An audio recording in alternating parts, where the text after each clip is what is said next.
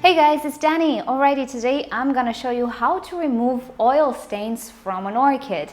Now this is a topic that somebody actually asked me recently, and since I've been through this before, I know what to do. But as it just so happens, this particular orchid and the whole topic is part of a really ironic story. So I'm thinking tomorrow to do a sort of story time type of video, just so you see how everything is connected, because to me it's just so funny. And today, keep it educational and talk about oil stains on orchid leaves, how they got there, and how to remove them.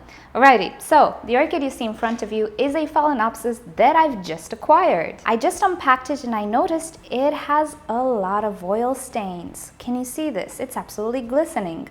Now, if we take a look on the back, we can actually see the oil droplets. Now, oil stains on orchids might be there for three reasons. First reason, leaf shiners. Many leaf shiners actually contain oils, and that's what makes the leaves shine. I personally like to stay away from leaf shiners because if they touch the root system, they will make the root reject water. So practically you're gonna spoil development. As well, any leafy surface is prone to attracting dust. And feeling the leaf of this orchid, there is a lot of fine dusty particles. So I believe that even if for the moment the leaves look good and shiny, I think in a short while they will start to accumulate dust more than they would if they didn't have the soil on them. Also, if leaf shiners that contain oil are sprayed on the underside of the leaf, they can block the breathing mechanism, the stomatas of the orchid, and that's never a good idea. We can actually lose the leaves. So for all intents and purposes, I try to stay away from leaf shiners, and luckily I didn't have to deal with them until now. So this might very well be a leaf shiner. The second instance in which an orchid might have oil on it is treatment against spider mites particularly. Now, I did make a video on the subject. It is the current treatment that I use with any small outbreak that I see in my collection. I'll link you down below to this treatment. However, the quantity of oil that is used in that treatment doesn't have to be large, so if anybody tried to get rid of spider mites using that particular treatment, I think they used a little bit too much oil. So in this instance, we not only have to get rid of the oil, but check for spider mites as well, because not all of the leaves have this treatment. So the orchid needs to be quarantined, you need to check it for spider mites and look for damage on the leaves. Now, I did take a look at my leaves.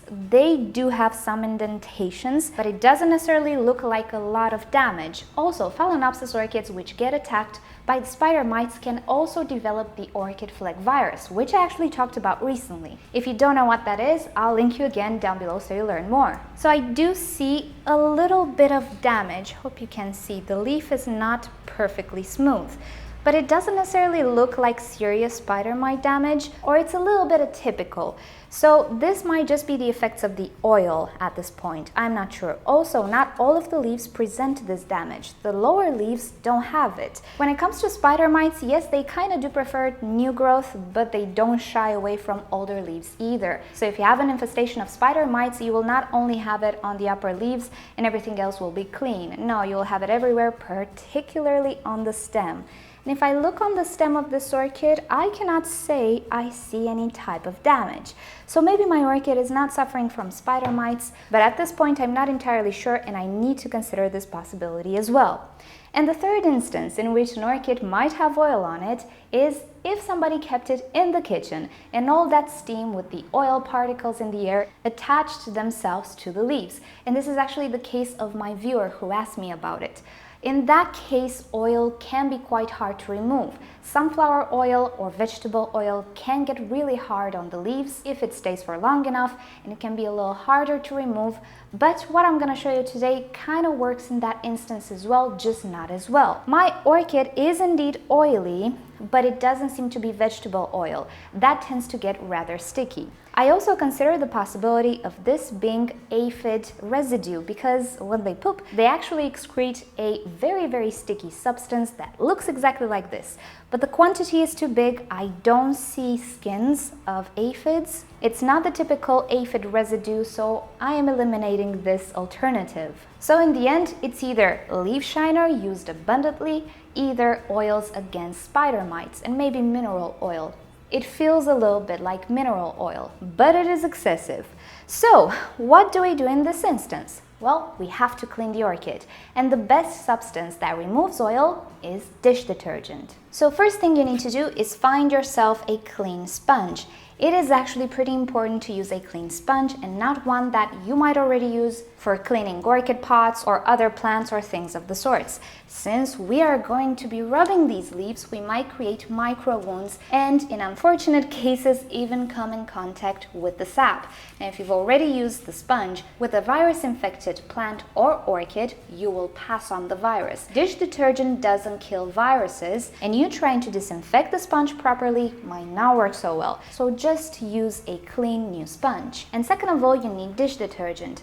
Now, I've been using detergent for a lot of years in all sorts of treatments, including the one that I'm gonna show you. It has absolutely no negative effect on the leaves of a Phalaenopsis orchid, and not only. Dish soap is actually a mild disinfectant and it has very low toxicity. I do see how some people might be wary with dish detergent, but you have to weigh the situation. This orchid is dying at the moment. She is absolutely not breathing, and you can see the leaves have started to lose color. So if you will, we have nothing left to lose. Alrighty, first thing that I'm gonna do is wet the leaves. Then add some dish detergent on our little sponge, make foam. And PS, if you can find a sponge that is fine and it's not abrasive, use that one. Never use this side of the sponge. This is horribly abrasive. Use the smoothest side. So, as you might expect, all we need to do is start scrubbing the leaves gently. You don't need to push hard, as gently as possible, but you do need to make contact with the leaf, and you do need to scrub a little bit.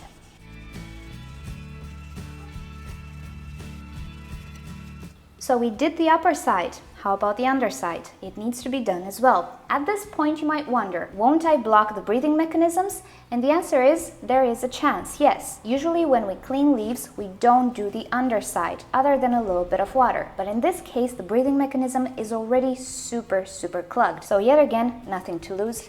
We need to do the underside as well, because we cannot make things worse than this. And actually, by doing this, we might help this leaf breathe better. So I'll go ahead and do all of the orchid and come back when I'm done. So my orchid is all soaped up, time to rinse.